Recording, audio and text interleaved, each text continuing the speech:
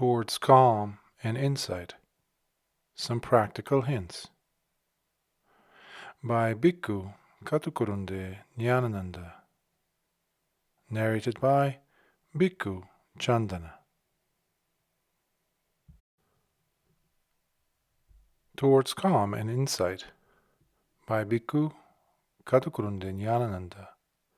A manual of aphorisms and reflections on Dhamma, likely to be of help in bolstering up calm, samatha, and in triggering off insight, vipassana. Third Revised Edition, 2008. Dhamma is priceless. Therefore, this book is strictly for free distribution. Sabbadānaṃ Dhammadānaṃ Jināti. The gift of Dhamma excels all other gifts.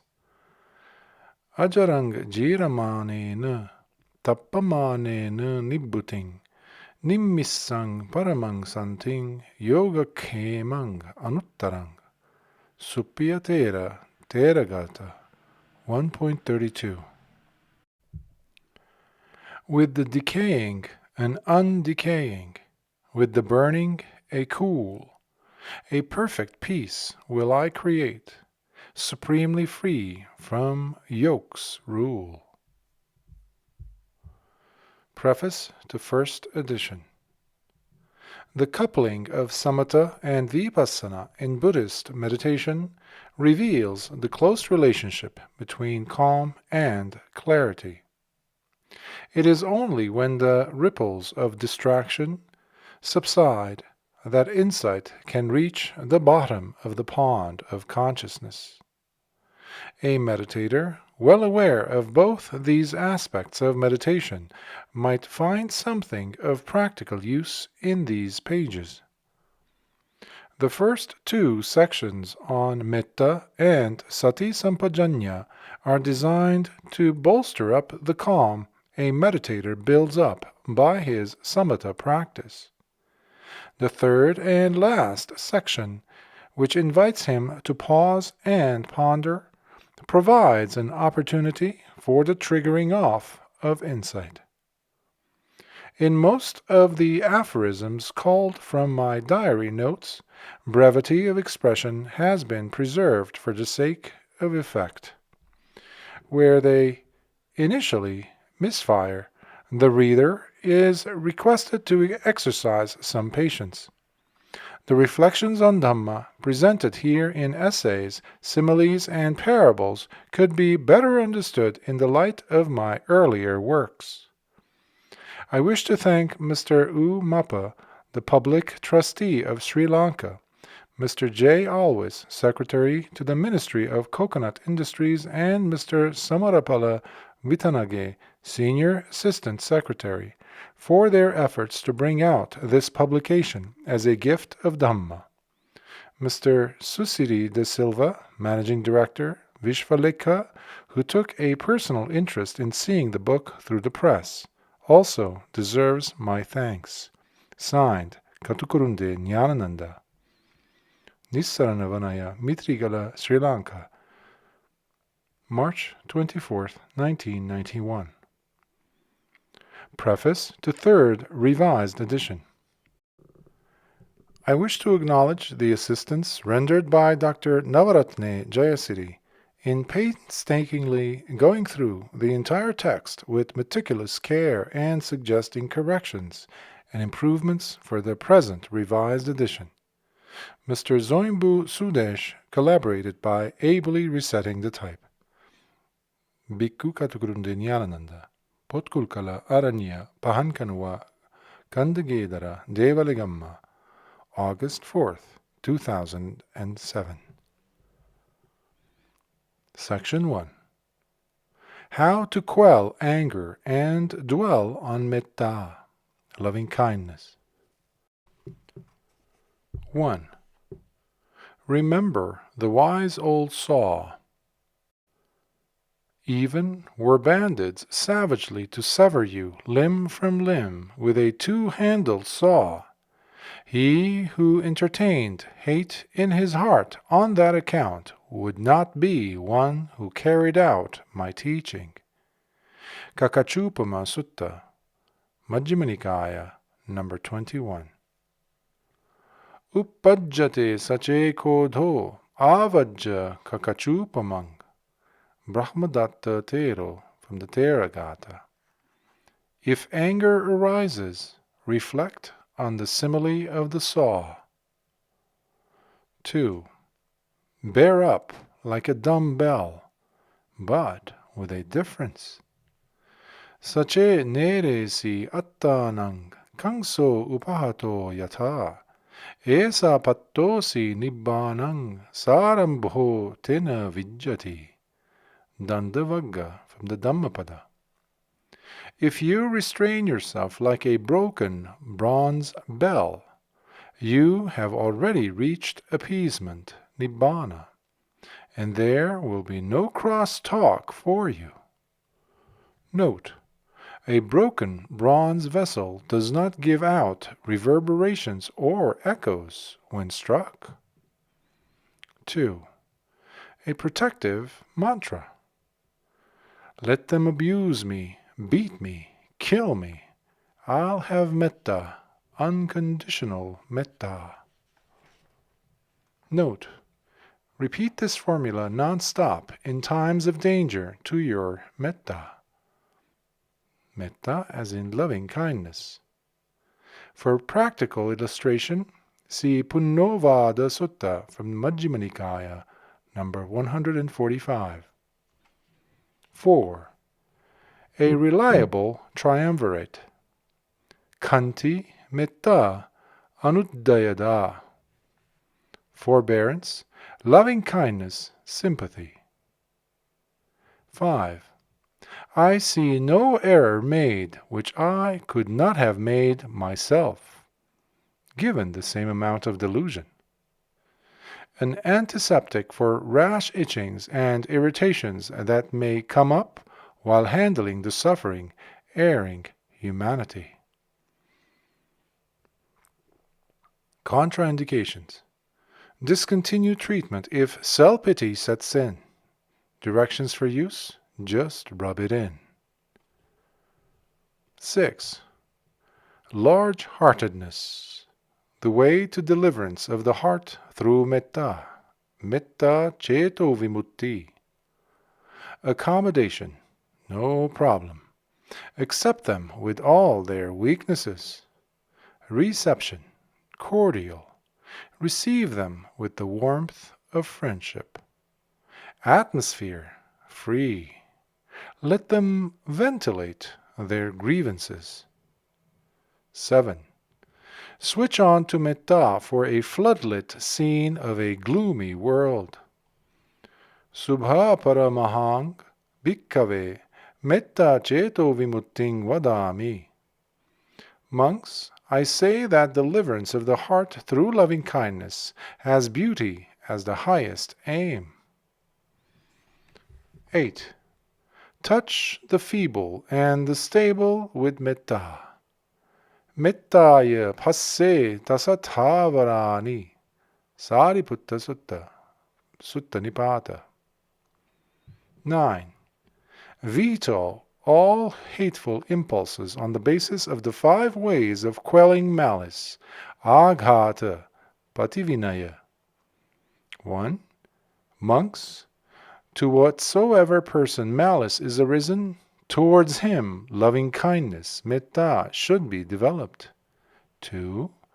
Monks, to whatsoever person malice is arisen, towards him compassion, karuna, should be developed. 3. Monks, to whatsoever person malice is arisen, towards him equanimity, upekkha, should be developed. 4. Monks, to whatsoever person malice is arisen, towards him unmindfulness and inattention, asati, and amanasikaro, should be exercised. 5. Monks, to whatsoever person malice is arisen, towards him the attitude of taking into account the fact that he is the owner of his own deeds, kammasakata, should be adopted. That Venerable One is the owner of his own deeds, heir to his own deeds. Deeds are the matrix for him. Deeds are his kin. Deeds are his refuge. He will become the heir of whatever deeds he does. 10. The bad-tempered are good whetstones for forbearance. Ubhinnamatthang charati, attano cha parassa cha, parang sankupitang nyatva yosato upasammati. Sakka Sangyutta, Sangyutta Nikaya. He works for the weal of both, his own and of the other, who, on seeing the other enraged, mindfully calms himself down. 11. Get rid of your worn-out skin. One occasion for anger is injured self-pride. Supposing you make a blunder and your friends are poking fun at you. The best thing to do now is to have a hearty laugh at yourself, to join with them in poking fun at yourself. Your friends will soon realize that now there is no one to poke fun at, no real object for any malicious delight, for they are now pelting stones at the discarded, worn-out skin of a serpent. Yove uppatitang vineti kodhang, visatang sappavisang va osadihehi, so bhikkhu jahati ora parang, urago jinnamiva tachang puranang. Uraga Sutta, Sutta Nipata. He who can curb his wrath as soon as it arises, like timely antidote, will check snake's venom that so quickly spreads. Such a monk gives up the here and beyond just as a serpent sheds its worn-out skin. 12. Plead for your client, the accused, before the prejudiced judge, anger and hate. Take the cue from Venerable Sariputta's discourse on the 5 ways of quelling malice with regard to 5 types of persons. A study of the discourse is advocated for greater clarity. The 5 types of clients. 1. One whose ways are impure in deed but pure in word. 2. One whose ways are impure in word but pure in deed. 3. One whose ways are impure both in deed and word, yet from time to time obtains mental clarity, mental calm. 4. One whose ways are impure both in deed and word, and obtains no such clarity or calm. 5. One whose ways are pure both in deed and word, and who obtains mental clarity, mental calm. Plead for mitigation, mercy, or innocence, as the case may be. 13. Metta enables you to discover uncut diamonds where earlier you found mere chunks of charcoal. 14. How best to treat a patient who is angry and hateful towards you. 1. Bathe him with metta water to cool him down. 2. Apply fragrant metta soap to remove his dirt of hate. 3.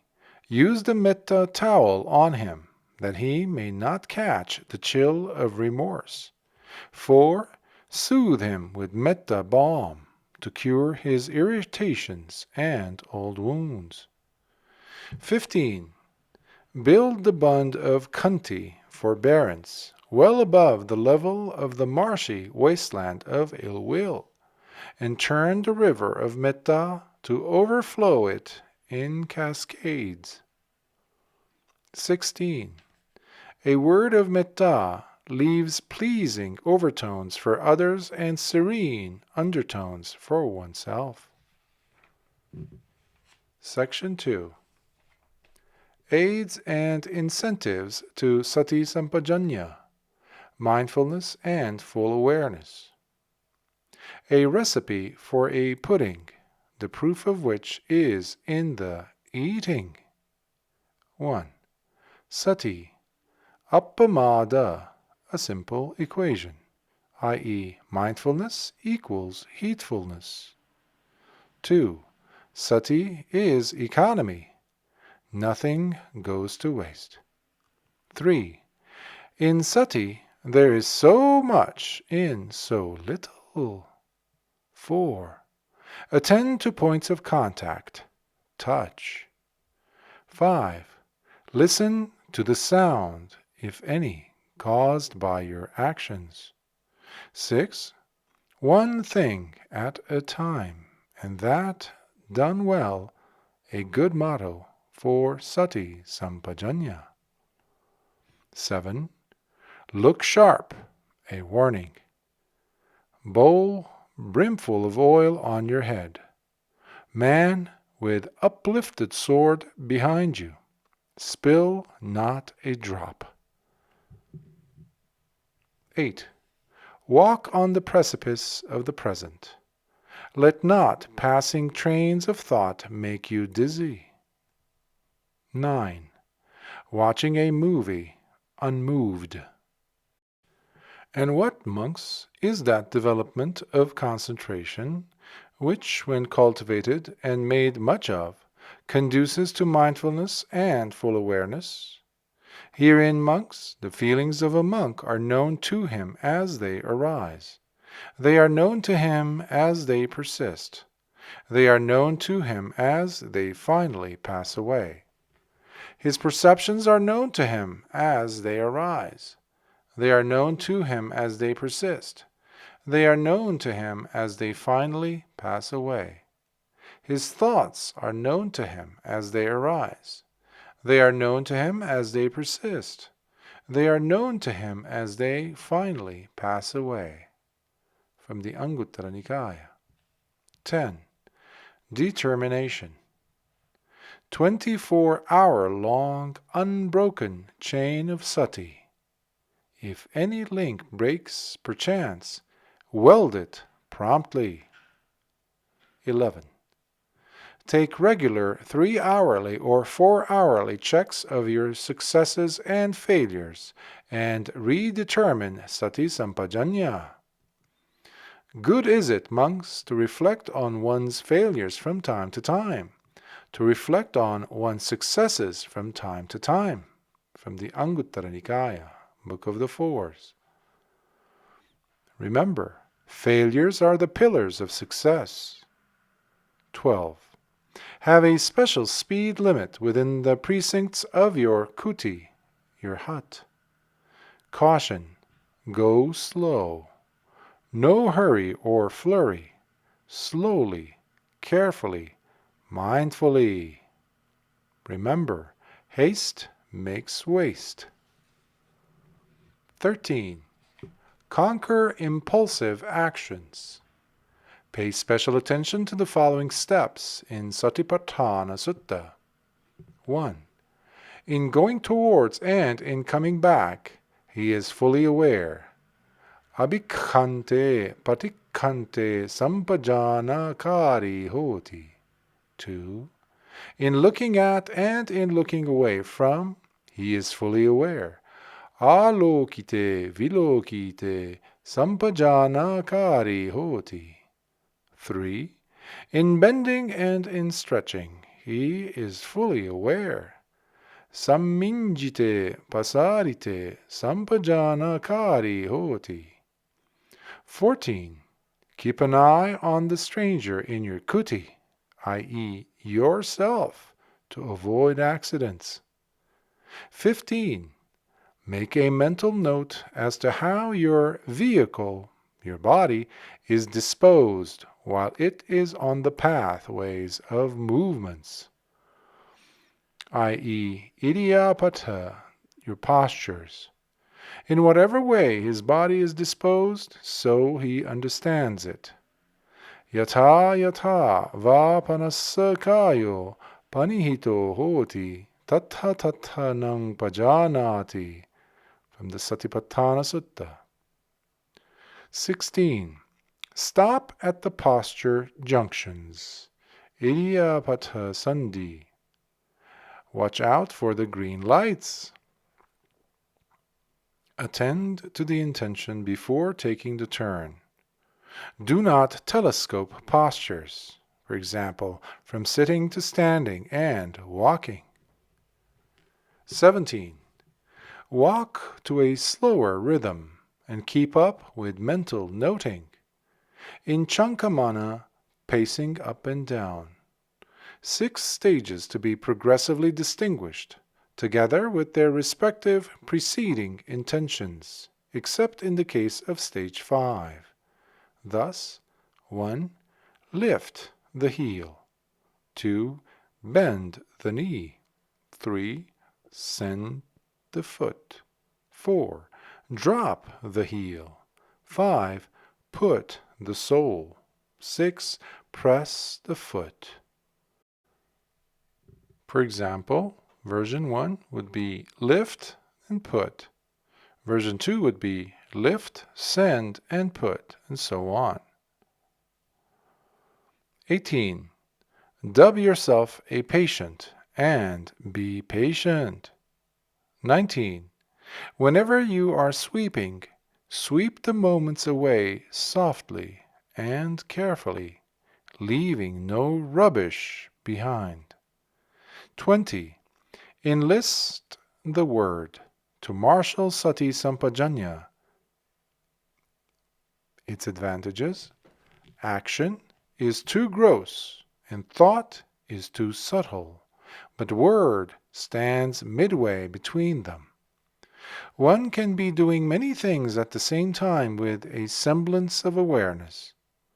One seems to be able to think about many things at the same time, being unaware of the diffuseness of thought. But one cannot speak 2 words at the same time without being unintelligible. Try it. Word can command awareness by narrowing down dissipation in action and diffuseness in thought. So, crowd out stray thoughts by repetition of the same word, and narrow down attention to the task at hand, however insignificant it be, like the trunk of an elephant reaching out for a needle. 21. Under the microscope of attention, every moment appears unique, and that is, one moment is as good as any other. 22. Nip it in the bud. Whenever you notice some turmoil in your mind, know it to be an ally of Mara and dispel it. Yada vilattang manaso vijanya kanhasa pakkoti vinodayeya. Sariputta Sutta from Sutta Nibbāna. 23. Full awareness, sampajanya, insulates against shocks. Section 3. Pause and ponder. A miscellany. Cud for the ruminants. 1. A shriveled leaf can tell you the history of the universe. 2. It is good, now and then, to attend one's own funeral. 3. Learn to dismantle and reassemble yourself. Parts: 1. Hand bones. 2. Foot bones. 3. Shin bone. 4. Thigh bone. 5. Hip bone. 6. Backbone. 7. Skull. From Satipatthana Sutta. 4. Every man is a tombstone, and every face a mask. 5. Accept yourself and reject your self. 6. The prison of the senses. What we see so often blocks our vision if we fail to see through. 7. Conceit. A misappropriation of public property, i.e., earth, water, fire, and air, and a mental exploitation of one's fellow beings. 8. If upadhanas are clutches, upadhis are crutches. Upadhana equals grasping. Upadhi equals asset. 9. When you help a person, think that you are simply repaying a debt incurred in the past. 10. The change of attitude underlying the reflection on the use of the 4 requisites. Having been the proud owner of this body, you are now its reluctant caretaker. 2. How wonderful silence is, and yet sounds make you aware of silence. Silence makes you aware of sounds. 12. The relationship between sankhara and vijnana. A make-up for a make-believe, empty show. Sankhara equals preparation. Vijnana equals consciousness. 13. Namarupa. Rupa in Namarupa is nominal form. Patavi, Apo, Tejo, Vayu, i.e. earth, water, fire, and air.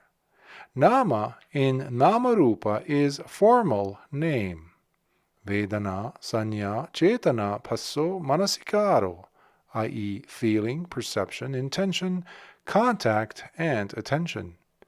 For form is such that it calls forth a name.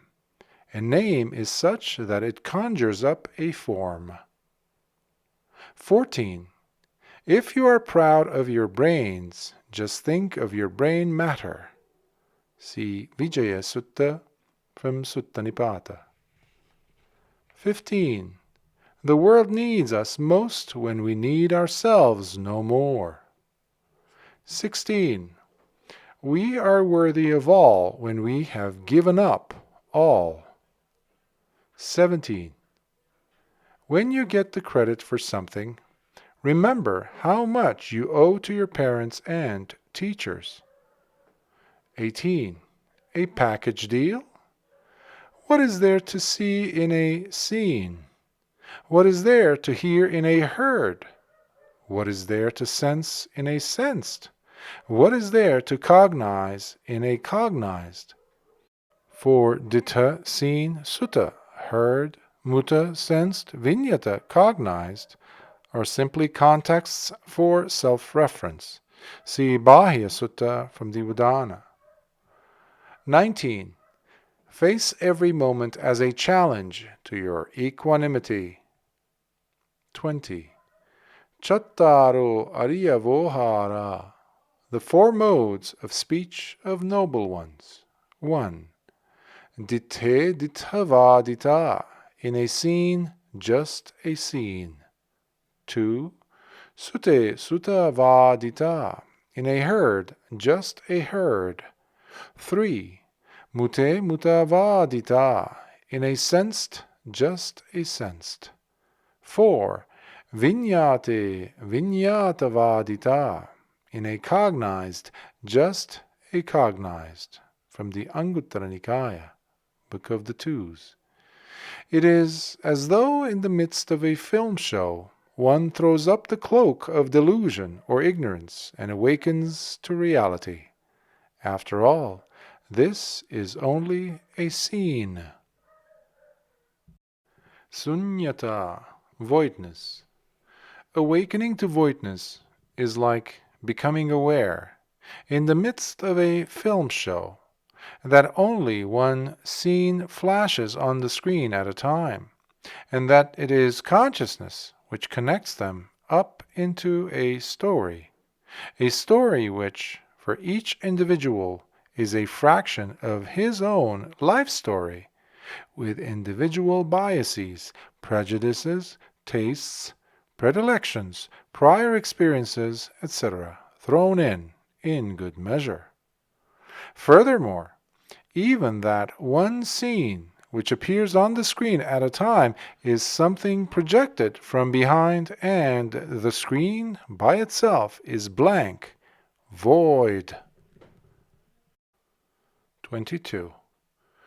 Supinakupama kama. Dreamlike are sense pleasures. The element of delusion, the darkness of ignorance, is a necessary ingredient in all sense pleasures, as in the case of theatrical performances. Hence, even one acquainted with camera tricks, library shots, etc., is carried away by his impulses in spite of himself when he enjoys the film show. So powerful is the force of asavas, influxes. True awakening, therefore, is the awakening to the nature of consciousness. Panya bhave tabba, viññānaṃ pariññeyaṃ, Mahavedalla Sutta from Majjhima Nikāya. Wisdom should be developed. Consciousness should be comprehended. 23. Sankhara, the backstage preparations for the Panchupadana Khanda, the 5 grasping groups. In a drama, sankharas are the backstage preparations, makeup, etc., for the scenes on the stage, which are therefore made up. So it is the case with the drama of life, the conceit of existence, asmimana.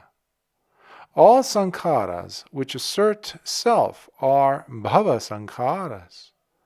All intentions, all aspirations, all determinations, and all preparations, yacha chetana, yacha patana, yocha panidhiyecha sankhara, that go to make up one's life story, take on a specific individual orientation. The succession of sankharas, sankhara santati, is comparable to the series of consecutive frames which make up a motion picture. 24. Sankhara, the search for an English equivalent. The rendering widely accepted today is formations, a term which lacks life, and unlike its original, has little significance to the man in the street. He might even react to the dictum, all formations are impermanent, with a cynical, so what? Though innocuous, the term is too bland and passive. Venerable Ñāṇavira's rendering, determinations, though it does mean something to the former, is yet too cut and dried, a term which is not suggestive enough of the finer nuances of the original. It is too thin-lipped to recognize the conditioning aspect of the term sankhara. His rendering of sankhata by the term determined reveals this flaw, as it is rather suggestive of a determinism. Determinate would be less objectionable. Preparation seems to be the nearest equivalent.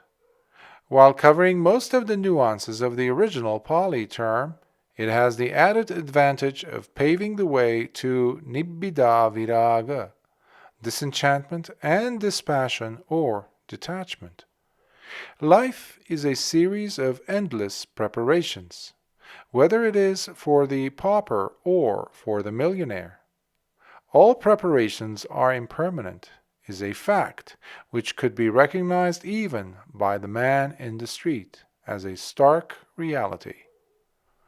For the housewife burdened with her household chores, the dictum as it stands is full of significance, as also for her husband struggling to keep up with the Joneses, and they will exclaim, "Oh, what is not a preparation in this life?" 25. Sankhara, sankhata, asankhata. There is some kinship between sankhara and preparations, as far as their social background is concerned. Unlike the term paticcasamuppada, sankhara was a word already in usage, like dukkha, kamma, etc., when the Buddha came on the scene, though he gave it a new dimension. Some of the popular meanings of the term were 1.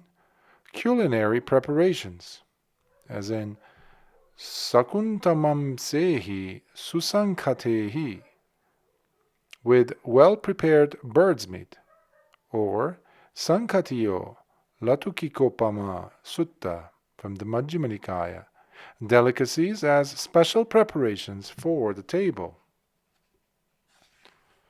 2. Backstage preparations or personal makeup. 3.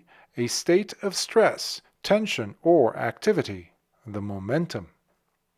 Yo ahosi pabbajja bhisankharo so patippasambhi sonavagga from the Udana. Whatever eagerness there was for going forth, that subsided. That eagerness or tension for making the journey subsided. The wheel rolled as far as the momentum applied on it allowed it to go, and then twirled around and fell flat on the ground from the Anguttara Nikaya. 4. Repairing, reconditioning. Pati sankharoti. In the formula of paticcasamuppada, sankhara play the make-up role as preparations for the vortical interplay between vijnana, consciousness, and namarupa, name and form. Avidya, ignorance, provides the darkness of background.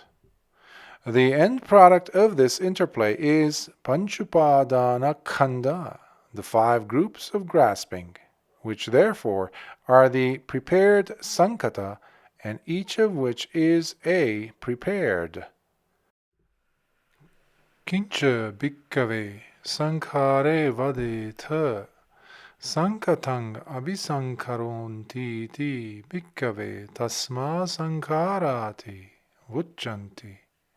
Kincha sankatang abhisankharonti rupang rupattaya sankatang abhisankharonti Vedanang vedanattaya sankatang abhisankharonti sanyang sanyattaya sankatang abhisankharonti sankhare sankharattaya sankatang abhisankharonti vinyanang vinyanattaya sankatang abhisankharonti sankatang abhisankharonti iti ko bhikkave tasma sankharati uccanti. And what, monks, would you say are preparations? They prepare the prepared. That, monks, is why they are called preparations. And what is the prepared that they prepare? They prepare as a prepared, form into the state of form. They prepare as a prepared, feeling into the state of feeling. They prepare as a prepared, perception into the state of perception. They prepare as a prepared, preparations into the state of preparations. They prepare as a prepared, consciousness into the state of consciousness. They prepare the prepared, so that is why, monks, they are called preparations. Samyutta Nikaya. It may be noted that sankhara, as one of the 5 groups of grasping, are defined as rupa sanchetana, saddha sanchetana, etc., i.e., deliberations on forms, sounds, etc. These deliberations on sense objects as prepared preparations seem so essential that is, seem pithy and substantial, that they are compared to the trunk of a plantain tree, as we see from the Samyutta Nikaya. The connection between sancetana and sankhara is something like gathering and constructing. Consciousness as a prepared sankata consciousness is compared to a conjurer's trick or maya. Consciousness, when freed from these illusory preparations, is referred to as visankharagatang chittang, Dhammapada, verse 154, or viññānaṃ anabhisankhacha vimuttang, from Samyutta Nikaya. This is the asankata, the non-prepared state, or the unprepared. 26. Kaya sankharo, vaci sankharo, chitta sankharo. The dialogue between Dhammadānaṃ and Visakha Upasaka, we see from it, Kati panaye sankharati, tayo me avuso Visakha sankhara, kaya sankharo, vaci sankharo, chitta sankharoti. Katamo panaye kaya sankharo, katamo vaci sankharo, katamo chitta sankharoti. Assa sa passa sa ko avuso Visakha kaya sankharo, vitakka vichara vaci sankharo, sanya cha vedana cha chitta sankharoti. Kasma panaye assa sa passa sa kaya sankharo, kasma vitakka vichara vaci sankharo, kasma sanya cha vedana cha chitta sankharoti. Assa sa passa sa ko avuso Visakha, kayika ete dhamma kaya patipaddha. Tasma assa sa passa sa kaya sankharo, pubbeko avuso Visakha, vitakketva vicharetva pacha vachang bhindati. Tasma vitakka vichara vaci sankharo, sanya cha vedana cha cetasika, ete dhamma chitta patipaddha. Tasma sanya cha vedana cha chitta sankharoti, from the Chula Vedalla Sutta from the Majjhima Nikaya. We read it in English. But, lady, how many preparations are there? There are these three preparations, friend Visakha: body preparation, speech preparation, and mind preparation. But which, lady, is body preparation? Which is speech preparation? Which is mind preparation? The in-breaths and out-breaths, friend Visakha, are body preparation. Thinking and pondering are speech preparation. Perception and feeling are mind preparation. But why are in-breaths and out-breaths a body preparation, lady? Why are thinking and pondering a speech preparation? Why are perception and feeling a mind preparation? Friend Visakha, in-breaths and out-breaths are bodily. These things are bound up with the body. That is why in-breaths and out-breaths are a body preparation. First, friend Visakha, having thought and pondered, afterwards one breaks into speech. That is why thinking and pondering are a speech preparation. Perception and feeling are mental. These things are bound up with the mind. That is why perception and feeling are mind perception. Here, the term preparation seems more at home than formation, determination or process as a rendering for sankharo. Note the singular versus sankhara. To begin with, The in-breaths and out-breaths are a body preparation, not because they form or determine the body, but because they prepare the body for more gross forms of activity which assert self. This is the most elementary warming up, the springing up into life of this machine, the body. One knows how much the rhythm of breathing is connected with all forms of strenuous physical exercise. This basic heaving and sighing, which an asthma patient will tell you is so painful a process, puts you on a seesaw of preparation. Visakha's question, but why are in-breaths and out-breaths body preparation, is not out of place, as very often respiration is taken as a matter of course. This backstage preparation for more gross forms of activity is generally underestimated or taken for granted. Hence the emphasis that they are bodily and are bound up with the body. Thinking and pondering is the basic preparation for what comes out as speech. Here too, Visakha's counter-question is apposite. Vitakka vichara is subvocal speech, so to say, i.e., a backstage preparation for the social function of breaking out into speech. The specific explanation of Dhammadānaṃ that first, having thought and pondered, afterwards one breaks into speech, clearly indicates that it is a preparation.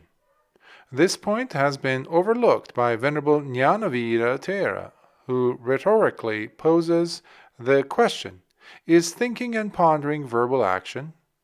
For him, the emphasis on the words pubbe first and pacha afterwards signifies a relationship of determination.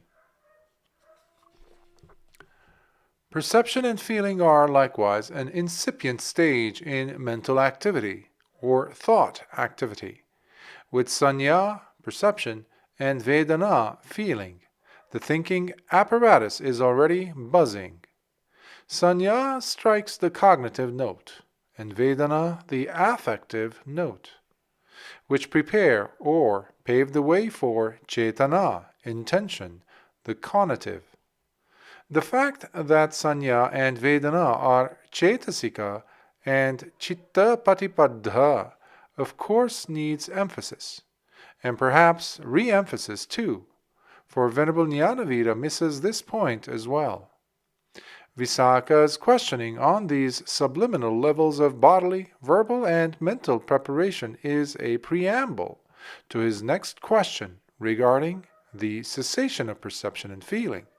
Hence, the above discussion is a spotlight on the infrastructure of preparations, sankhara. 27. Kaya sankhara, vaci sankhara, mano sankhara. Bodily, verbal, and mental preparations that are ethically significant and come under the purview of kamma are referred to as kaya sankhara, vaci sankhara, and mano sankhara. Mano signifying ideational activity here. These preparations, which, unlike those discussed above, are grosser, more articulate, and more deliberate, therefore are punyabhisankhara, apunyabhisankhara, and anenjabhisankhara, i.e. meritorious, demeritorious, and imperturbable specific preparations. As a rule, the prefix abhi is added either to the noun abhisankhara or to the verb abhisankharoti to signify these special categories of preparations. If, for instance, in-breathing and out-breathing are the warming up of the machine, with punyabhisankhara and apunyabhisankhara, an ethical preparation is made for progress and regress in the sansaric context. These preparations go a long way and are the inheritance, as it were, of beings. Ananjabhi sankhara, which pertain to jhanic realms, are more or less like the rotation of a top, which keeps it upright and apparently imperturbable. Kamma has been defined in terms of cetana, or intention. Cetanahang bhikkhave kammang vadami. Cetayitva kammang karoti kayena vachaya manasa. Anguttara Nikaya, Book of the Threes. Intention, monks, I say, is action. Intending, one does action by body, by speech, by mind. The term sankhara, however, has its own points of emphasis. If by cetana one is gathering or piling up the kamma heritage, by sankhara one is making preparations to reap the specific good or bad results of his actions. A clear illustration of these points of emphasis in the context of kamma and its results is provided by the following reference. Miccha ditti kassa purisa puggalassa miccha sankhappassa miccha vachassa miccha kammantassa miccha ajivassa miccha vayamassa miccha satissa miccha samadhissa miccha miccha vimuttissa yancheva kaya kammang yatha ditti samattang samadhinnang yancha vachikammang yatha ditti sammattang samadhinnang yancha manokammang yatha ditti samattang samadhinnang yacha cetana yacha patthanayo cha panidhi yecha sankhara sabbete dhamma anithaya akantaya amanapaya ahitaya dukkhaya samvattanti tankissa hetu dithihi bhikkave papika. Anguttara Nikaya, Book of the Fives. Monks, for a man, a person who has wrong view, wrong thinking, wrong speech, wrong action, wrong livelihood, wrong effort, wrong mindfulness, wrong concentration, wrong knowledge, wrong release. Whatsoever bodily action is undertaken and carried out in accordance with that view, whatsoever verbal action is undertaken and carried out in accordance with that view, whatsoever mental action is undertaken and carried out in accordance with that view, whatsoever intention, whatsoever aspiration, whatsoever determination, and whatsoever preparations there may be, all those states conduce to what is unpleasant, not delightful, not agreeable, not beneficial, to what is painful. What is the cause of that? Monks, the view is bad. The sequence of mental states mentioned here is also noteworthy. While cetana, intention, imparts the ethical significance to the whole trend, patthana, aspiration, and panidhi, determination, decide its direction and aim, and sankhara, preparation, as it were, gives it the streamline. In respect of these ethically significant sankharas, which are in some way or other prefixed with abhi, the term formations is not strong enough as a rendering, due to its shade of passivity. Even the words cetana and sancetana are sometimes coupled with words meaning fabrication, construction, or preparation. Ceteti, pakappeti, abhisankhatang, abhisanchetayitang. As such, the dynamic significance of the word sankhara must never be ignored. 28. Sankhara and Dhamma. Sabbe sankhara anicchati yada panyaya passati atha nibbindati dukkhe esamaggo visuddhiya. Sabbe sankhara dukkhati yada panyaya passati atha nibbindati dukkhe esamaggo visuddhiya. Sabbe dhamma anattati yada panyaya passati atha nibbindati dukkhe esamaggo visuddhiya. From the Dhammapada, verses 277 to 279. All preparations are impermanent. When one sees this with wisdom, then one becomes disgusted with suffering. This is the path to purity. All preparations are suffering. When one sees this with wisdom, then one becomes disgusted with suffering. This is the path to purity. All things are not self. When one sees this with wisdom, then one becomes disgusted with suffering. This is the path to purity. These 3 verses, touching upon the tilakkana, the 3 characteristics of existence, have posed a question to many. Why, it is often asked, is it that sankhara is used only with reference to anicca and dukkha, and the word dhamma is introduced with reference to anatta? What is the logic behind this? True enough, to many it is simply a question of logic. But the value of these 3 verses lies in the fact that they state a psychological necessity, in the interests of nibbida, disgust or disenchantment. Even to the average man or woman, conscious of the grosser aspects of sankhara preparations, it may appear that life is an endless series of preparations. But the pity of it is that to them these preparations seem so essential and pithy, like the plantain trunk, which simulates something substantial.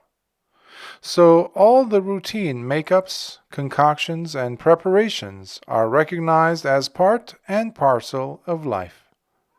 Variety is the spice of life, they say. For them, the rat race promises so much pep that, without preparations, life seems dull. On the debris of one shattered castle of hope, they will readily build another. And for every castle built on this earth, 1,000 or more are built in the air. But there comes a time, at least to some of them, to take stock of the situation they are in. Either it is a case of yoniso manasikara, radical reflection, aroused in the clarity of saddha, on hearing the Dhamma, or it is some rude shock in life, like loss of the beloved, as in the cases of Patachara and Kisagotami. Bereavement gives such a powerful object lesson in impermanence and suffering that one is either driven to near insanity or to the search for deliverance. Sammohave pakkahang bhikkhave dukkhang vadami pariyetive pakkang va. Anguttara Nikaya, Book of the Threes. Monks, suffering, I say, has either delusion or search as its result. If one is fortunate enough to come across the Dhamma at this juncture, one stands a better chance to make a good start. The important point, however, is to see that all preparations are impermanent, and it calls for clarity and wisdom to see this. It is said that preparations are the most subtle form of suffering, even as hunger is the subtlest of diseases. Jighacha parama roga, sankhara parama dukkha, etang yatva yatabhutang, Nibbānaṃ paramang sukhang. Dhammapada, verse 203. Hunger is the farthest of diseases. Preparations are the farthest in the case of sufferings. Knowing this as it truly is, Nibbāna is the highest bliss. Just as much as hunger is taken for granted as part and parcel of life, and is even prided on with the euphemism appetite, so are sankharas or preparations, particularly those subliminal levels discussed above in point 26.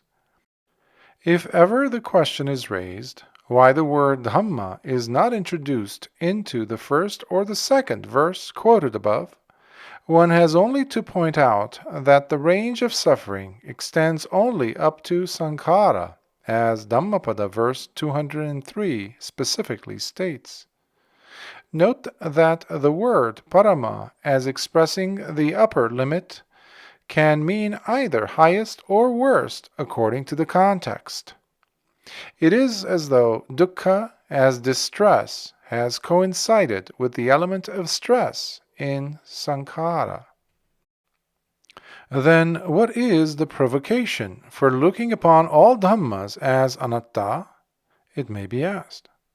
Now it is said that even pre-Buddhistic sages, and as a matter of fact, Alara Kalama and Uddaka Ramaputta, had reached the higher jhanic levels of akinchanyayatana, sphere of nothingness, and nevasanya nasanyayatana, sphere of neither perception nor non-perception. The Buddha, soon after his enlightenment, even thought of them as the fittest persons to be taught the Dhamma first. See Ariya Pariyesana Sutta from the Majjhima Nikāya.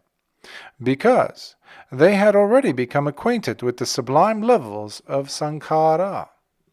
Blinded with self-bias, those sages, however, were unable to distinguish sankharas as such, and hence they clung to those mental phenomena as states of some permanent soul.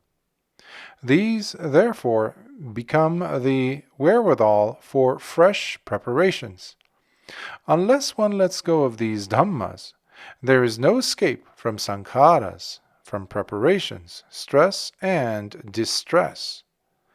Like a cancer, sankharas have so blighted this existence that they thrive on the minutest trace of a thing viewed as a self. Ignorance and craving regarding things presented to consciousness have to be done away with, in order that the seemingly unending process of preparations, sankhara santati, and with it dukkha, may cease. To see all dhammas as not self is therefore a necessity. Without that insight, whether one likes it or not, sankharas will go on, true to the simile of the man forcibly and unwillingly dragged towards a pit of embers, given as an illustration of the nature of mano sancetana. See Samyutta Nikāya. So powerfully insatiable is craving that the sansaric individual is forever inclined, nutty, like the leaning tower of Pisa. In Venerable Jnanaveda's explanation of the relevance of these 3 verses to the problem of sankharas, a reversal of the order is evident.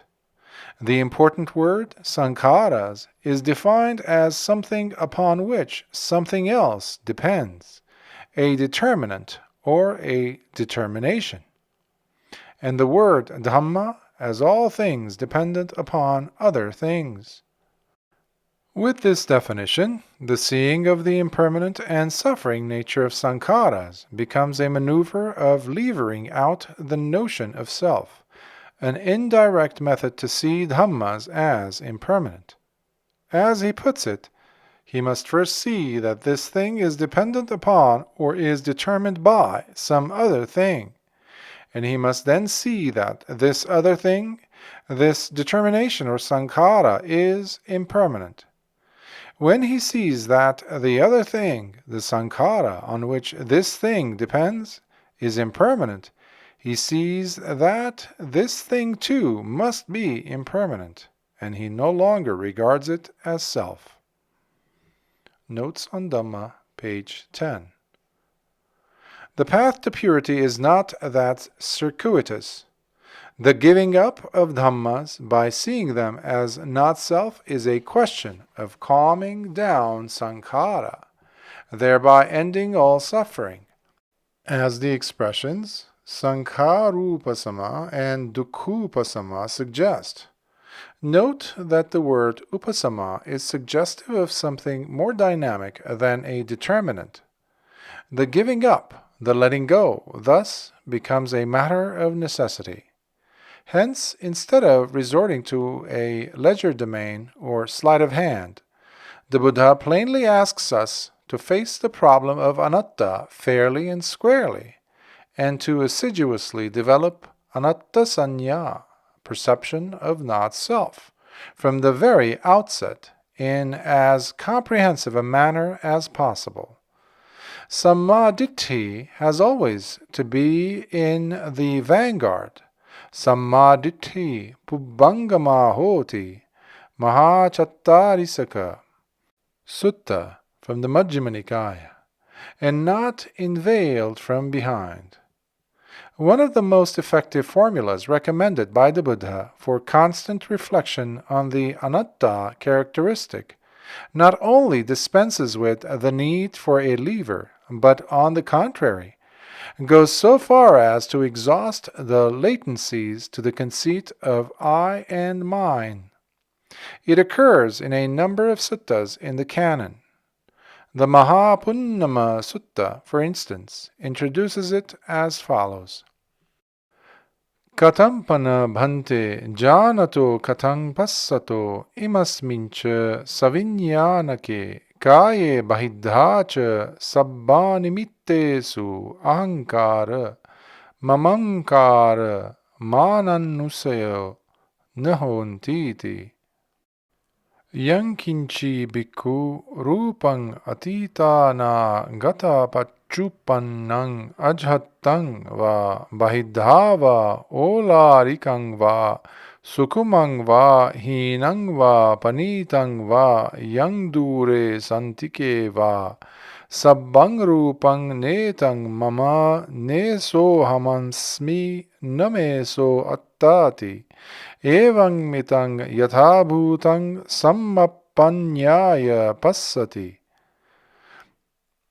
Evang ko bhikkhu janato evang passato imasmincha saviññānake kaye bahidhacha sabbānimittesu ahankara mamankara mananusaya na hontiti. But Lord, in what manner should one know and see so that there come to be in him no underlying tendencies to conceive this body with its consciousness and all its external signs in terms of I and mine? Any kind of form, monk, whatever, whether past, future, or present, in oneself or external, gross or subtle, inferior or superior, far or near, he sees all of it with right wisdom as it is, thus: this is not mine, this am I not, this is not myself. Any kind of feeling whatever, any kind of perception whatever, any kind of preparations whatever, any kind of consciousness whatever, he relates to all of them as this is not mine, this am I not, this is not myself. It is when a man knows and sees thus, monk, that there come to be no underlying tendencies in him to conceive this body with its consciousness and all external signs in terms of I and mine.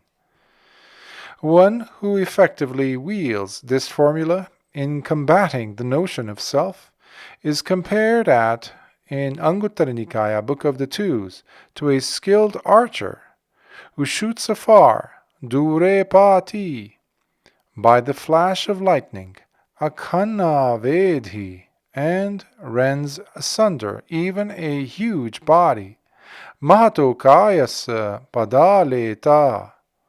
That is to say, he attains right concentration, samma samadhi, becomes one of the right view, sammaditthi, and attains to right freedom, samma vimutti, with which the huge mass of ignorance is rent asunder. This kind of reflection, which sweeps the entire range of Dhammas, including possible future ones, and puts the imprint, "This is not mine, this am I not, this is not myself," in such a way as to prevent breeding fresh preparations, sankharas, reveals the immense importance of the line Sabbe Dhamma Anattati. It is as if the raw material for preparations is condemned well in advance to stem the gushing currents of craving. The insight into not-self dispels the darkness of ignorance which sustains the make-up activities of sankharas, whereas earlier preparations were looked upon with the conceit am, asmimana, as so many I-dos and my doings, ahankara, mamankara, literally eyeing and mining. The insight into not-self, as it deepens, reveals that preparations are simply conditioned by or are dependent upon ignorance, avidya. Hence it is that with right understanding of the nature of this conceit, one puts an end to suffering. Samma mana bhisamaya antamakasi dukkhassa suddhang dhamma samuppadang suddhang sankhara santating passantassa yatha bhutang nabhayang hoti gamani. Adhimutta Tera, from the Theragatas. To one who sees as it is the arising of pure phenomena and the succession of pure preparations, there is no fear, O headman. 29. Heave and sigh. Supposing we sit after doing some strenuous work. We want calm and repose. We are tired of activity, of endless preparations. But it seems we cannot help breathing, as if to have done with even this laborious activity of our lungs, we take one deep breath, like packing up into a bundle so many possible tiny breaths. That is, we heave to grab a moment of calm and repose even from this tedious work of breathing. But do we really get what we want? No. We have to let go of the hard-won stock of air now choking our lungs. Hoping to get the longed-for repose at the other end of the seesaw, we release the breath and empty out our lungs. But do we find calm and repose here, in this sigh of relief? No. We have to breathe again and again. How convulsively we grasped or gasped for breath, but how we have to give it up perforce. And so we go on, in and out. We heave and sigh. New chapter. Anichavata sankhara uppadavaya dhammino uppajjitva nirujhanti te sangvupasamo sukho. Transient indeed are preparations. To rise, to fall, their nature is. They arise only to pass away. bliss it is to calm them down. Vaya Dhamma Sankhara Appamadena Sampadetha. Preparations are subject to decay. Accomplish your task without delay. Mahaparinibbāna Sutta, Digha Nikāya. 30. The shuttle free mind. There seems to be a seam, but there is no seam. Yo ubhante viditvana majhe manta nalippati tang brumi mahapurisoti sodha sibbani matchaga. Tissa metteya sutta, sutta nipata.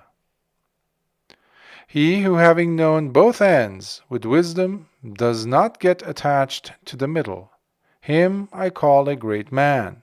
He has gone beyond the seamstress in this world.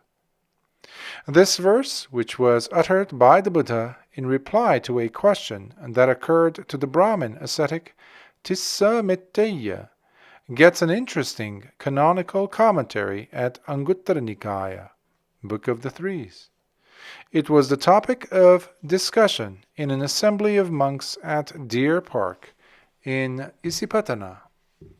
Quoting the verse in question, those elder monks raised the point.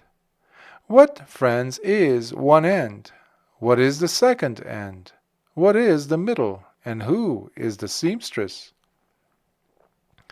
As many as 6 interpretations were offered by individual monks, each of which, they claimed, is sufficient admonition for one to make an end of suffering here and now. Then, at the suggestion of another monk, they all approached the Buddha and presented him with the report of this symposium to get his ratification. The Buddha ratified them all as well said, each in its own way, but explained what exactly he meant when he uttered that verse to Metteya. His explanation happened to coincide with the first interpretation that came up at the symposium. Conveniently tabulated, the 6 different interpretations are as follows. 1. On one end we have contact. On the second end we have arising of contact. The middle would be the cessation of contact, while the seamstress would be craving. 2. One end will be the past. On the second end we have the future. In the middle we have the present, while the seamstress, again, is craving. 3. On one end we have pleasant feeling. On the second end we have unpleasant or painful feeling. In the middle we have neither unpleasant nor pleasant feeling. And the seamstress, again, is craving. 4. On one end we have name. On the second end we have form. The middle would be consciousness. Seamstress will be, again, craving. 5. On one end we have 6 internal sense bases. On the second end we have 6 external sense bases. The middle would be consciousness, while the seamstress is craving. Finally, 6. On one end we have personality. On the second end we have arising of personality. In the middle we have cessation of personality, while seamstress is the craving. A sewing machine illustrates the seamstress at work. As the needle pierces through one fold, making the contact on the second fold, the shuttle hastens to make a stitch in time, lest there be a cessation of contact in between. And so the needle comes up with the same thread to go down again and again, stitch after stitch. The shuttle works unseen, connecting up the stitches as long as its own load of cotton lasts. Supposing some fine day the shuttle runs out of its load of cotton and is not replenished in time, what will happen as the machine goes into action? The needle will pierce through one fold, giving a semblance of contact to the second fold. But As it comes up, there is a cessation in the middle which may pass unnoticed for a while by one unacquainted with the mechanism. The needle seems to work all right for him, as before, and apparently there are the stitches, too, to connect up. But those who know what has happened. There seems to be a seam, but there is no seam. Now, as for the seamstress craving, she has the following qualifications, according to the Buddha. Yāyang tanha pono bhavika nandiraga sahagata tatra tatra bhinandini, from the Satya Vibhanga Sutta, Majjhima Nikāya. And that craving which is the perpetrator of rebecoming, which is allied to delight and lust, and which rejoices now here, now there. In this particular context, too, craving is defined in all the 6 interpretations with the words tanha hinang sibbati tassa tesseva bhavassa abhinibhattiya. For it is craving that stitches him so that he is born into this and that state of existence. In the formula of Paticcasamuppada, craving is the condition for grasping, upadana, which in its turn conditions becoming or existence, bhava. So the seamstress is fully qualified for her job, whether it is a case of contact or any of the other dualities mentioned in the 5 subsequent explanations. The seamstress sees to it that a recurrence is maintained, pono bhavika, by linking up the 2 and introducing delight and lust, nandiraga sahagata. Notoriously licentious, tatra tatra bhinandini, she reaches out, upadana, and even outreaches to bring about ever new states of existence. The middle represents the domain of the slur, where ignorance lurks to give a spur, hence avidya paccaya sankhara. Whether it is a cessation of a specific contact or any of the other members in the middle, i.e., present, neither unpleasant nor pleasant feeling, consciousness, cessation of personality. The usual tendency is to ignore, to slur over. When this habit of slurring over is carried on for eons and eons, a latency or an underlying tendency, anusaya, is built up, which is difficult to root out. But luckily, it is in this very domain that the secret of emancipation lies. Perhaps the best illustration of this principle is found in the Chula Vedalla Sutta from the Majjhima Nikāya, in the form of a dialogue between Dhammadinateri and Visakha Upasaka. It concerns the interrelation between the 3 grades of feeling, pleasant, unpleasant, neither unpleasant nor pleasant. But, lady, in what respect is pleasant feeling pleasant? And in what respect is it unpleasant? In what respect is unpleasant feeling unpleasant? And in what respect is it pleasant? In what respect is neither unpleasant nor pleasant feeling pleasant? And in what respect is it unpleasant? Friend Visakha, pleasant feeling is pleasant in respect of presence and unpleasant in respect of change. Unpleasant feeling is unpleasant in respect of presence and pleasant in respect of change. Neither unpleasant nor pleasant feeling is pleasant in respect of knowledge and unpleasant in respect of ignorance. But, lady, underlying tendency to what underlies in the case of pleasant feelings? Underlying tendency to what underlies in the case of the unpleasant feeling? Underlying tendency to what underlies in the case of the neither unpleasant nor pleasant feeling? Friend Visakha, the underlying tendency to lust underlies in the case of pleasant feeling. The underlying tendency to resistance underlies in the case of the unpleasant feeling. The underlying tendency to ignorance underlies in the case of neither unpleasant nor pleasant feeling. What is the counterpart of pleasant feeling, lady? Friend Visakha, unpleasant feeling is the counterpart of pleasant feeling.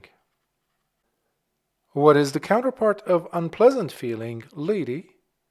Friend Visakha, pleasant feeling is the counterpart of unpleasant feeling. What is the counterpart of neither unpleasant nor pleasant feeling, lady?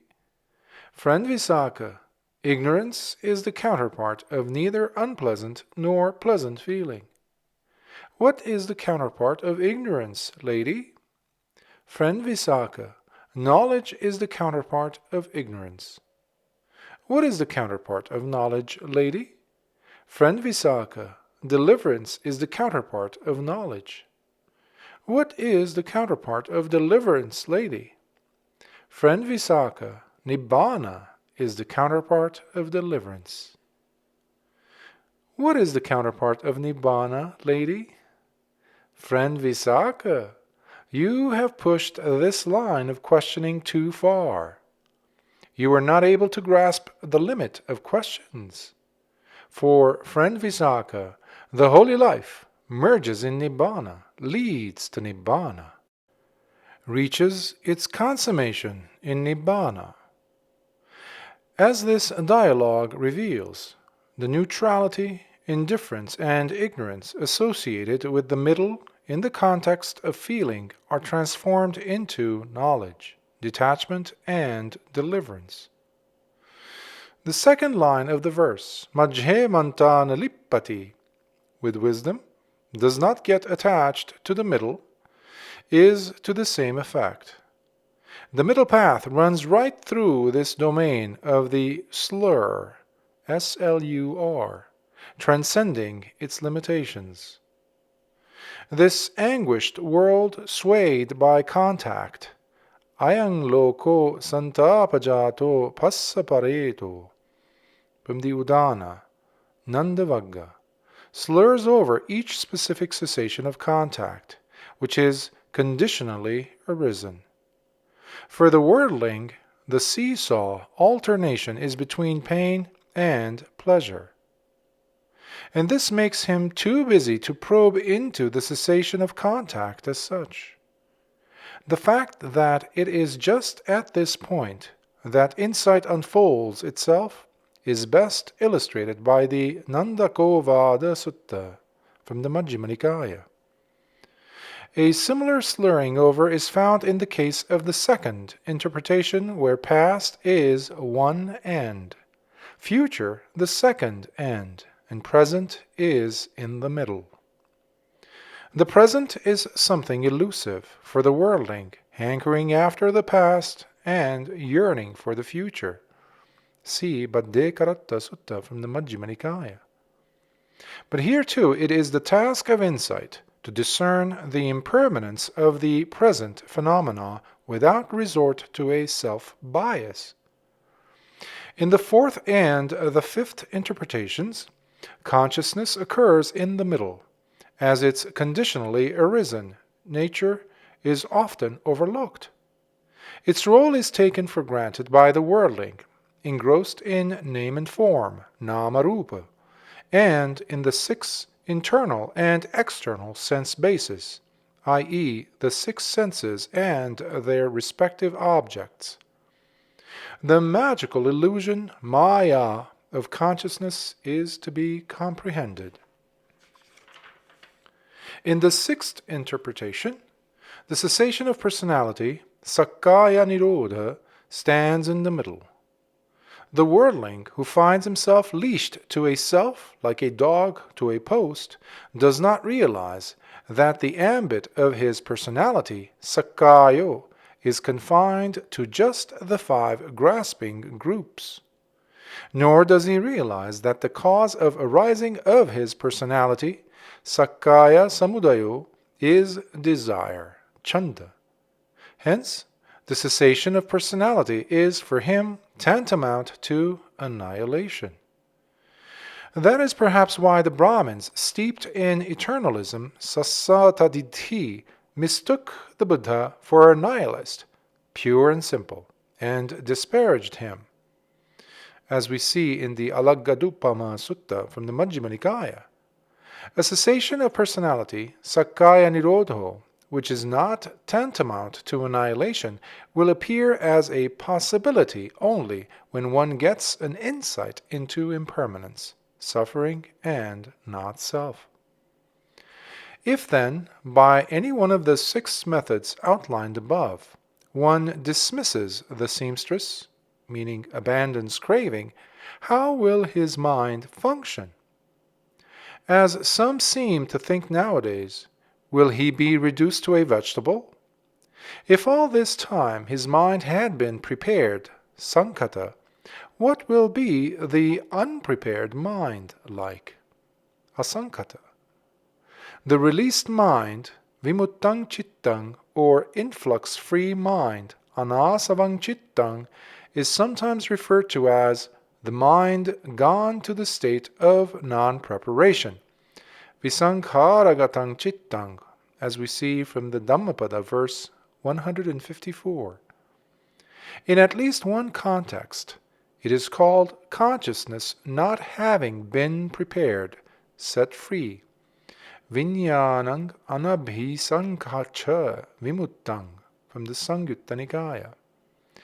Consciousness, which is non-manifestative, vijñānaṃ anidassanam, as we see in both the Digha Nikāya and the Majjhima Nikāya, is yet another way of referring to it. This is the shuttle-free mind. The machine appears to work as before. There are the apparent preparations, but there is no end product as a prepared sankata. The perfect one is released from the reckoning of preparations. Though his 6 senses come in contact with objects, there is no shuttle to complete the stitch.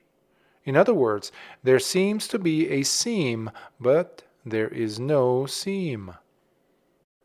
Nakappayanti nupurek acchanta suddhithi natena vadanti adana gantang gathitang visajja asangna kubbanti kuhinchi loke.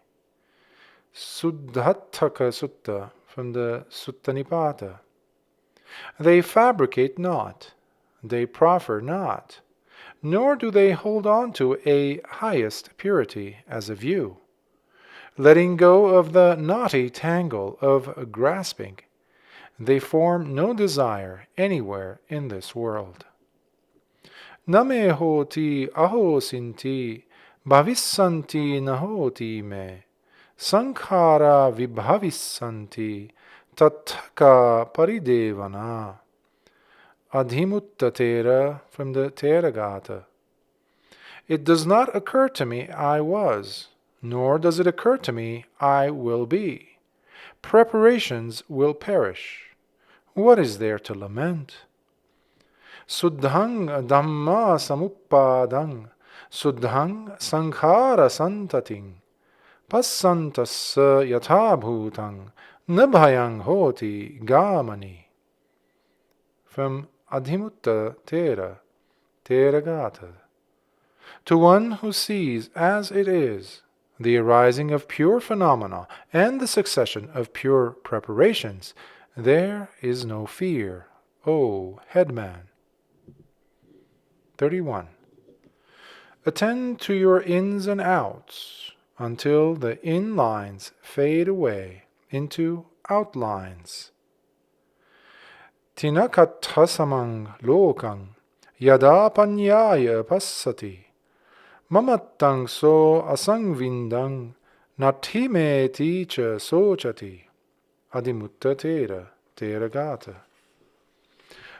When one sees with wisdom the world as comparable to grass and twigs, experiencing no mineness, one does not lament, "Oh, I have nothing."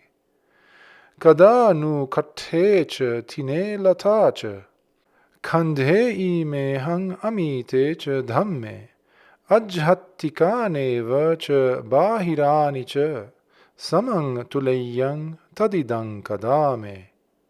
Talaputta tera gatha. When shall I weigh as equal twigs, grass, and creepers, these aggregates and countless things internal as well as external? Oh, when will that be of me? For the mode of approach, see Mahahattipadopama Sutta and Maharahulovada Sutta of the Majjhima Nikāya.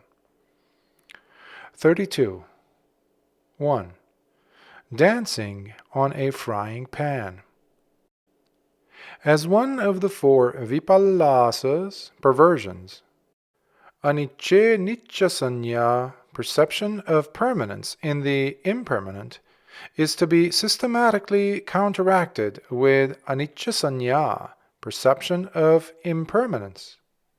The perversion prevails at 3 levels: sanya, sense perception; citta, thought; and ditthi, view. Ignorance or ignoring of the disintegrating nature of the sankhata leads to chronic delusion, moha, with its twin feelers, attachment, raga, and aversion, patigha. Thus, curiosity, love, and hate obsess the groping worldlings. The sankhata facade has to be penetrated through with the Aryan penetrative wisdom, which sees the rise and fall. Udayatthagaminiya panyaya ariyaya nibbedhikaya bhavanirodho satchikatabbo. Cessation of becoming is something to be realized. What prevents its realization is tanha pono bhavika, craving, which makes for re-becoming. With delight and lust, it connects up and obscures the fact of cessation by delighting now here, now there, like dancing on a frying pan. Hence, it is the nibbida viraga, disenchantment and dispassion regarding the present, that automatically lays bare the cessation of sankharas which make up the facade.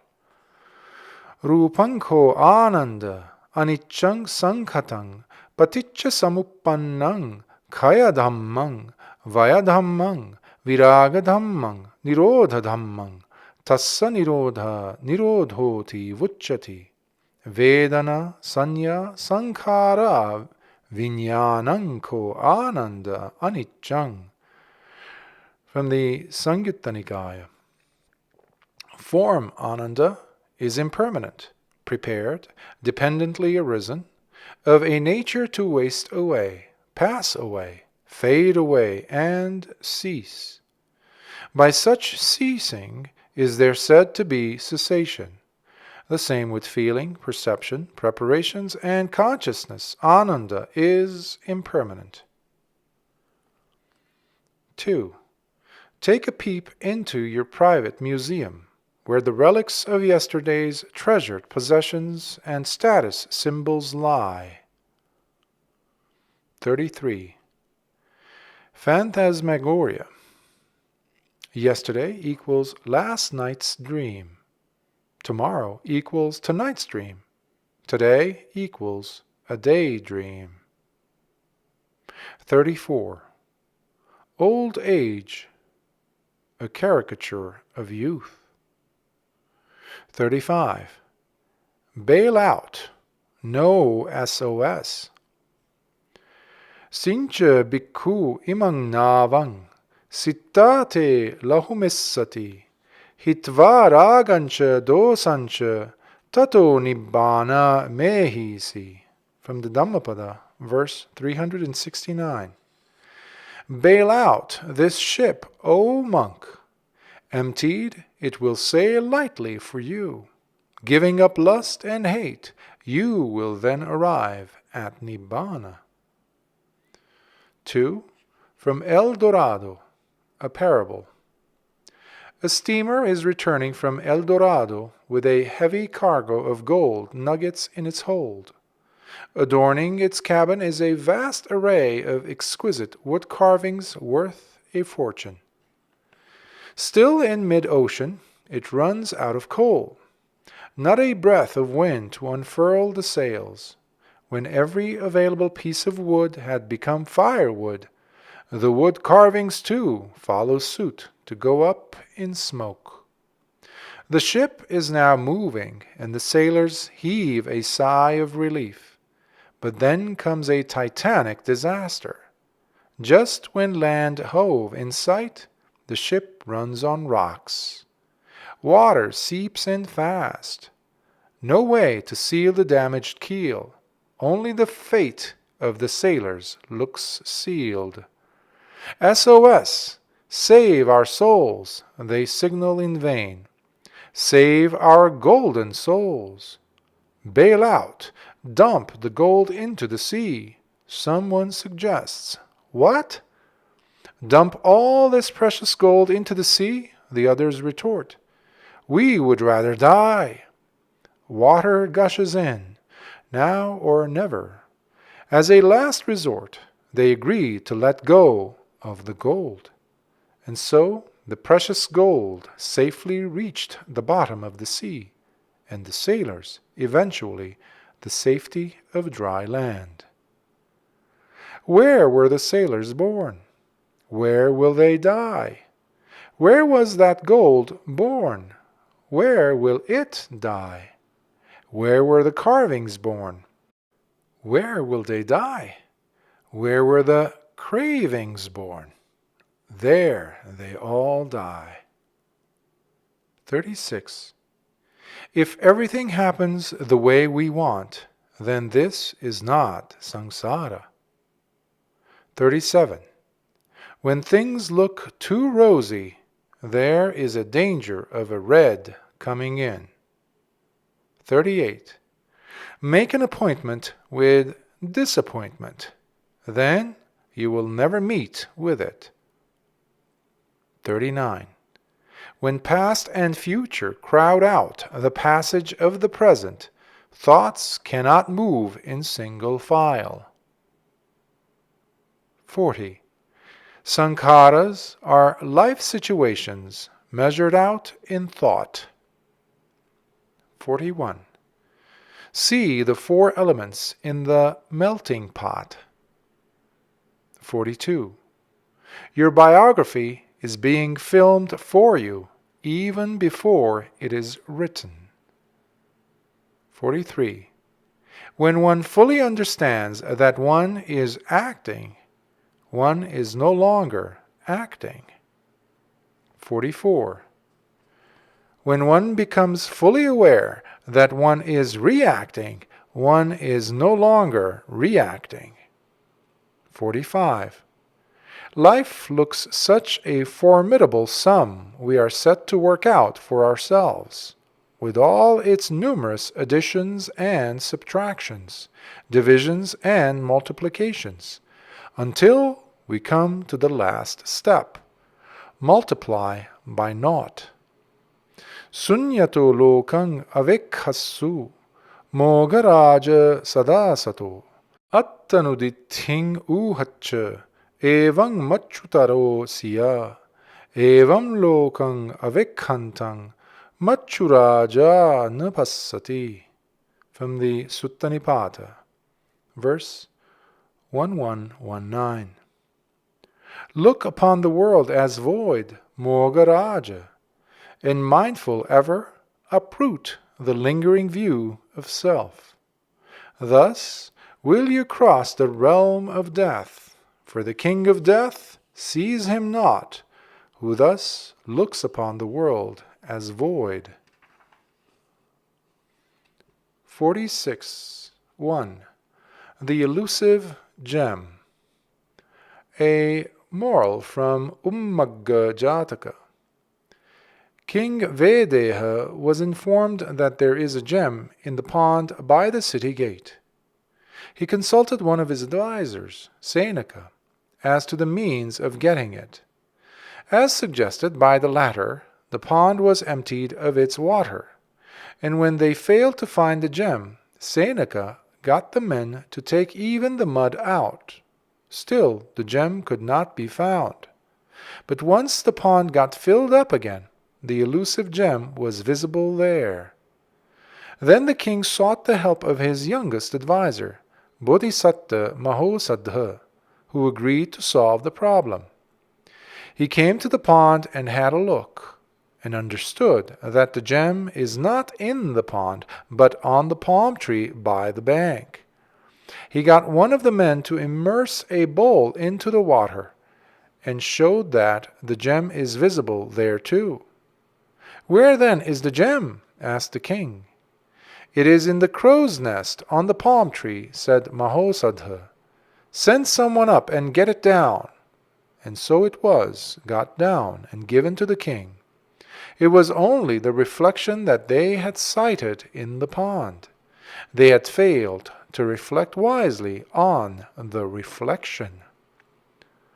Anattani attamaning passalokang sedevakang nivithang namarupasming idang satchanti manyati.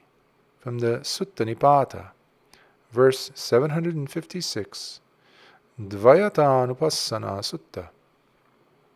Just see a world, with all its gods, fancying a self, where naught exists. Entrenched in name and form, it holds the conceit that this is the truth. So it is the case with the self-image, namarupa, reflected on consciousness. Many were the philosophers who traced it metaphysically to the bottom of the pond of consciousness. But they could not fathom it, for their perspective was wrong. Ayoniso manasikara. They too had failed to reflect wisely on the reflection.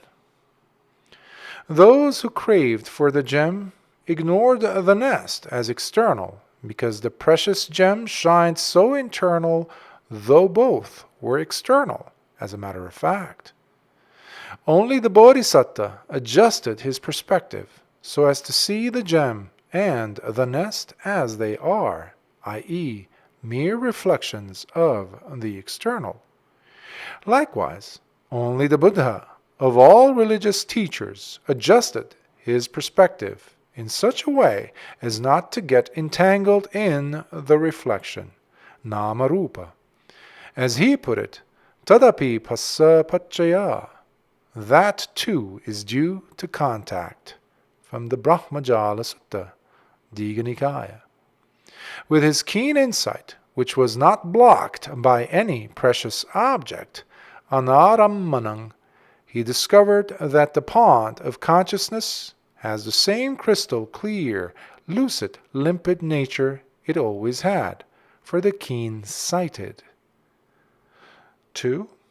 Some reflections on seeing the reflection. 1.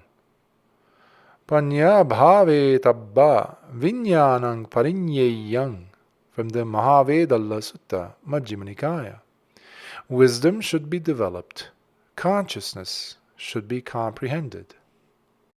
2.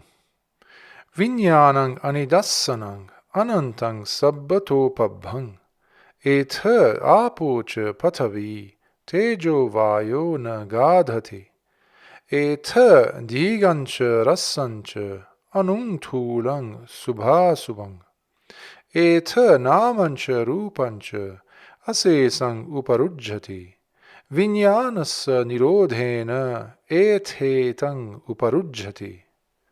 From the Kevadha Sutta, Digha Nikāya. Consciousness, which is non-manifestative, endless, lustrous on all sides. Here it is that earth and water, fire and air, no footing find. Here again are long and short, fine and coarse, pleasant, unpleasant, and name and form, all these are here, cut off without exceptions. When consciousness does not come to cease, all these are held in check herein. 3. Yacheva kopana ajhatika patavidhatu, yacha bahira patavidhatu, patavidhatu revesa. From the Mahahattipadopama Sutta, Majjhima Nikāya. And whatever earth element that is in oneself, and whatever earth element that is external to oneself, it is just earth element itself. 4. Pasang naro dakhiti namarupang disvana va nyasati tani meva kamang bahung passatu appakang va natena suddhing kusala vadanti. From the Mahaviyuha Sutta, from the Samyutta Nikāya. A seeing man will see name and form, and having seen, he will know those alone. Verily, let him see much or less, yet experts do not speak of purity thereby. 5 and 6. Kodham jahe vipajhaye manang sanyojanang sabbamatikamiya tang namarupasming asajjamanang akinchanang nanupatanti dukkha. From the Dhammapada, verse 211. Let one put wrath away, conceit abandon, and get well beyond all fetters as well, that one, by name and form, untrammeled and possessionless, no pains befall. 7. Pabhasaramidang bhikkave chittang tanchako agantukehi upakkilesehi upakkilittang. From the Anguttara Nikāya. This mind, monks, is luminous, only that it is defiled by extraneous defilements. 47. Sanya tries to put the two and two together, but Sankhara see to it that the total is not 4, but 5.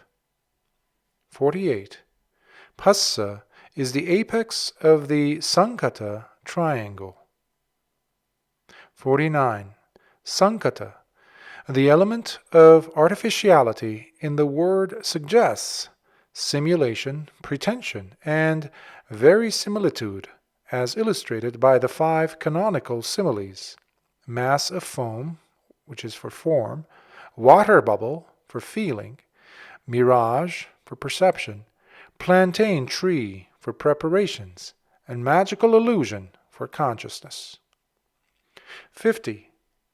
Sankhara, the vibrant forces that impel, propel, and compel the samsaric individual, may be put down to the tension created by an imagined relationship between an internal and an external sense space.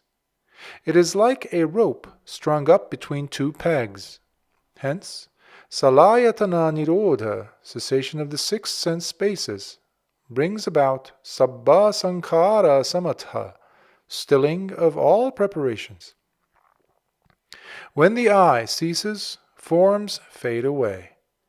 Chakkuncha nirujjhati rupacha virajjanti. From the Samyutta Nikāya. Knock off the eye from the seen or the seen, and forms will shrink into insignificance at the other end for lack of perspective. 51. Namarupa, the delusion created by Namarupa as self-image, is like an imagining that the fellow appearing in the mirror, i.e., my own reflection, is looking at me, even when I turn my back on him. To understand Paticca is to become aware that the fellow looks at me only when I care to look at the fellow. Kim paticca, passang paticca. Dependent on what? Dependent on contact. All speculative attempts to catch the fellow napping are misguided. Hence, the Buddha bundled out all the 62 views in Brahmajala Sutta from the Digha Nikaya with Tadapi Passa Paccaya. That too is due to contact. The advice to Bahya, as we see in the Udana, strikes at the root of this fundamental delusion. In the scene, just the scene. Ditte dittamatang bhavissati. 1. Passannaro dakhiti namarupang. Ajivani varanassa bhikkhave balassa tanha sampayuttassa evang ayang kayo samudagato. Iti ayancheva kayo bahidhacha namarupang ittetang dvayang. Dvayang paticca passo salevayatanani yehi putto balo sukhadukhang patisang vediyati ete sangva anyatarena. From the Samyutta Nikaya. For the fool, monks, cloaked by ignorance and tied to craving, this body is wrought in this way. Thus, there is this body, and name and form outside, thus this pair. Because of the pair, there is contact, and just 6 spheres of sense. Touched by these, or by one of them, the fool experiences pleasure and pain. 52. The Witch's Cauldron. Every little bit of experience becomes concocted in the witch's cauldron of one's own mind, due to minding, manjana. So you are nearer asankata, non-prepared or non-concocted, if you don't mind. Manyamano ko bhikkave baddho marasa amanyamano mutto papimato. From the Samyutta Nikaya. Minding monks, one is bound by Mara. Minding not, he is freed from the evil one. Manjana here means imagining in terms of I and mine. 53. The Powerhouse. You are being shown round a hydroelectric scheme for the first time. The guide takes you first to the vast reservoir overlooking the dam. That's stage 1. You wonder how this sleepy reservoir can give you something like electricity.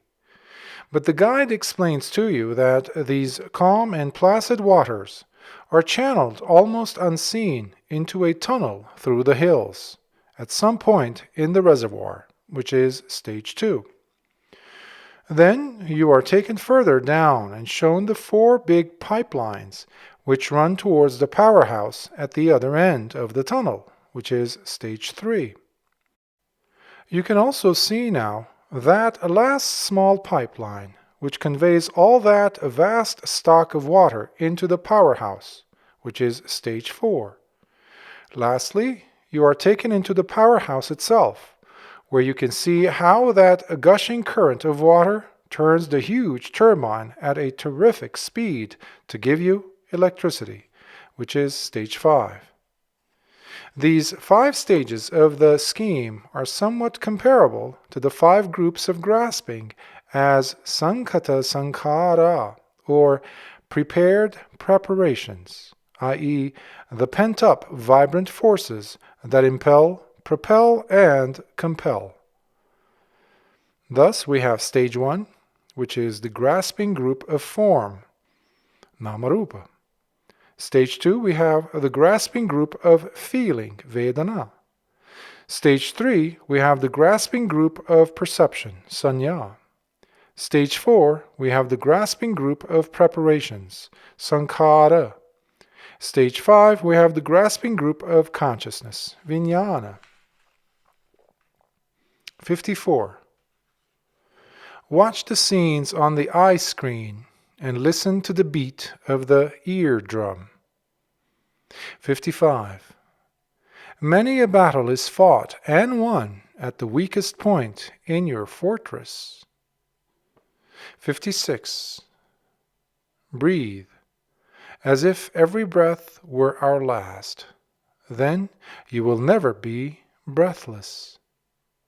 57. From the complex to the compound.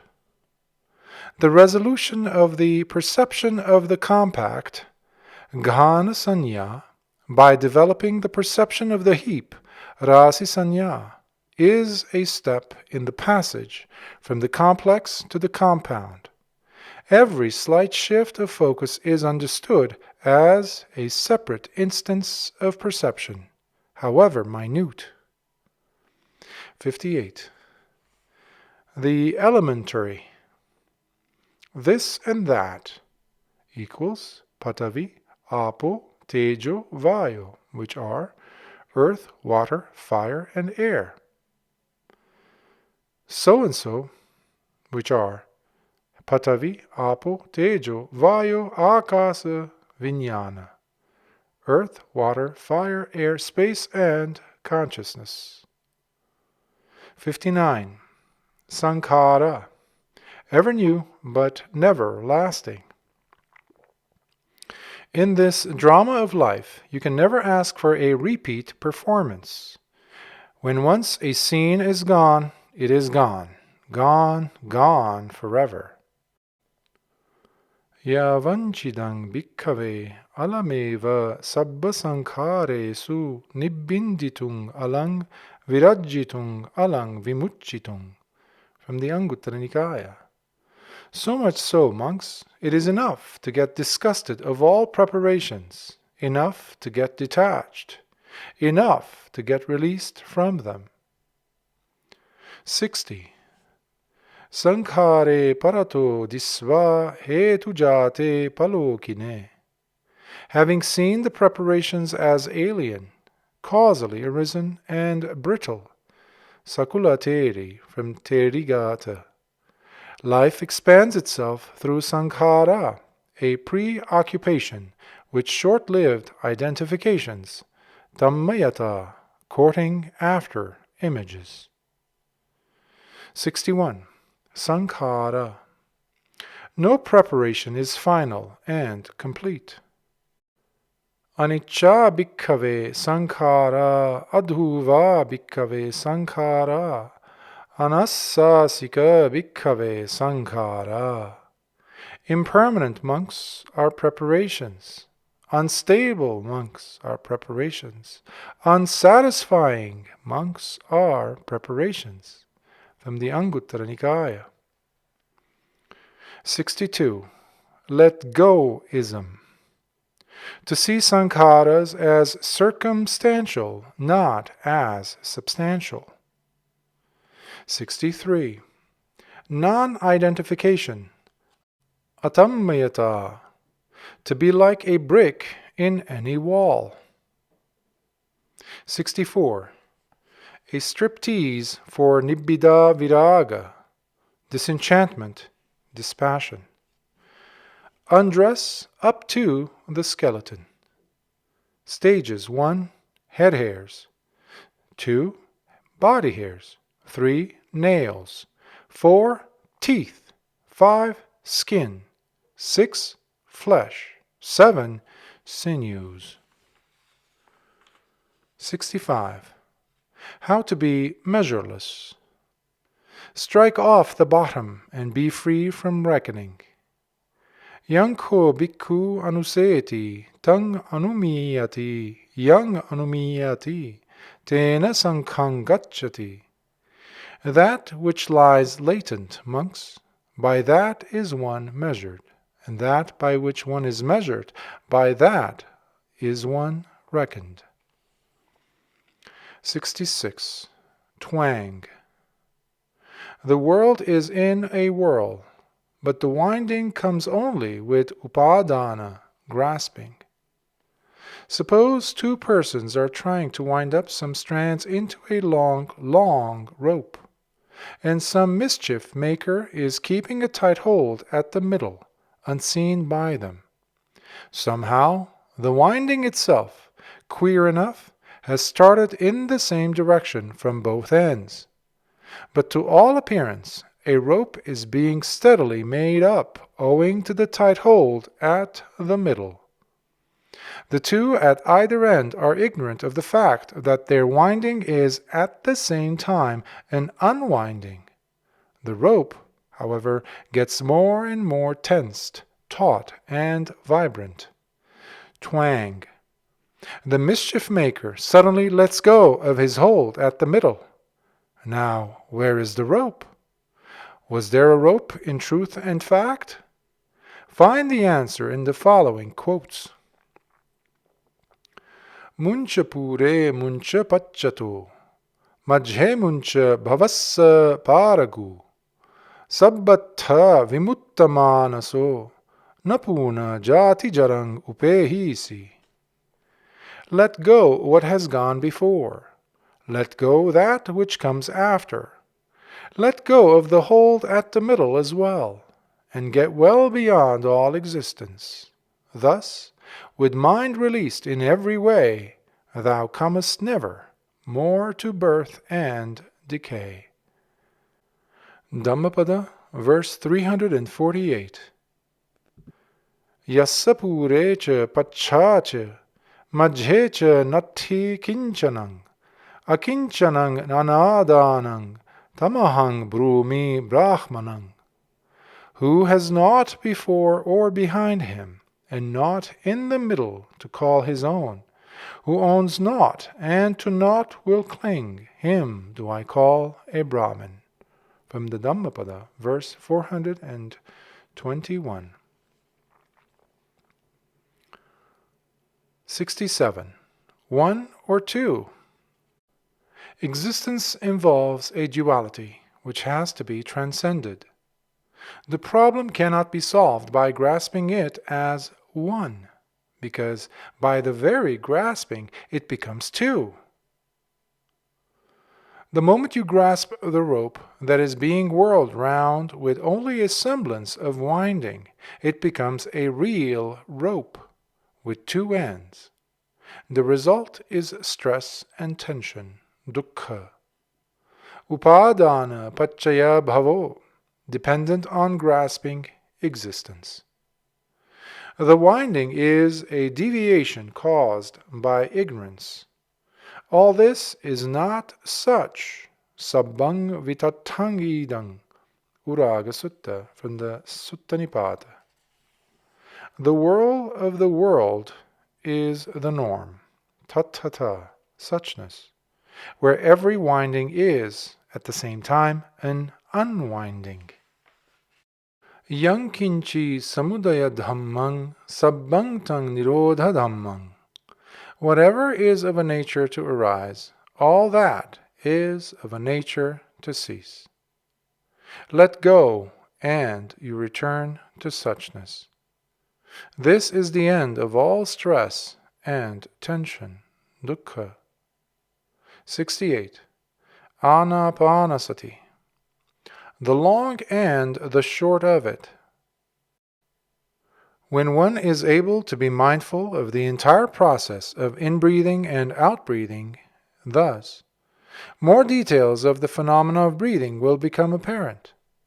At this point, a breakthrough in vipassana may occur, as the rise and fall of breath is now clear. If the understanding of breath as long and short is horizontal, its understanding as rise and fall is rather vertical, meaning they complete each other.